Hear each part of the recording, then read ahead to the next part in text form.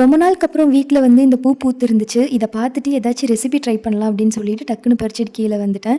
First rose milk செய்யலான்னு சொல்லி கொஞ்சமா பால், ரோஸ் மில்க் எசன்ஸ், கொஞ்சமா சர்க்கரை போட்டு நல்லா அரைச்சுட்டு ஒரு கிளாஸுக்கு மாத்திட்டு, அதுக்கு மேல கொஞ்சமா பாதாம் பிசின், சப்ஜா சீட், ரோஸ் பெட்டல்ஸ் போட்டு நல்லா ஜில்லுன்னு சர்வ் பண்ணோம். சூப்பரா இருந்துச்சு. நெக்ஸ்ட்டு வந்து ரோஸ் மில்க் ஹல்வா. அதுக்கு வந்து ஒரு கப்ல கார்ன்ஃப்ளவர், கொஞ்சமா மில்க் பவுடர் ஆட் பண்ணி தண்ணி ஊத்தி நல்லா மிக்ஸ் பண்ணி வச்சுக்கணும்.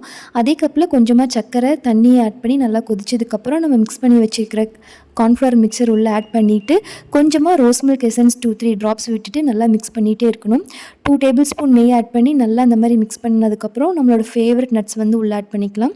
இந்த மாரி நல்லா கண்ணாடி பதம் வந்ததுக்கப்புறம், ஒரு பவுல்ல கொஞ்சமா நெய் கிரீஸ் பண்ணிட்டு, அதுக்கு வந்து இத மாத்திட்டு, மேல வந்து அலுமினியம் ஃபாயில் போட்டு நல்லா க்ளோஸ் பண்ணி வச்சுட்டு, நல்லா ஆறுனதுக்கப்புறம் டீமோல்ட் பண்ணா பார்க்குறதுக்கு அவ்ளோ அழகா இருந்துச்சு. அதுக்கு மேல கொஞ்சம் நட்ஸு, அப்புறம் ரோஸ் ரோஸ் பெட்டல்ஸ் போட்டுட்டு, குட்டி குட்டி பீஸா கட் பண்ணி சாப்பிட்டு பார்த்தா டேஸ்ட்டு சூப்பரா இருந்துச்சு.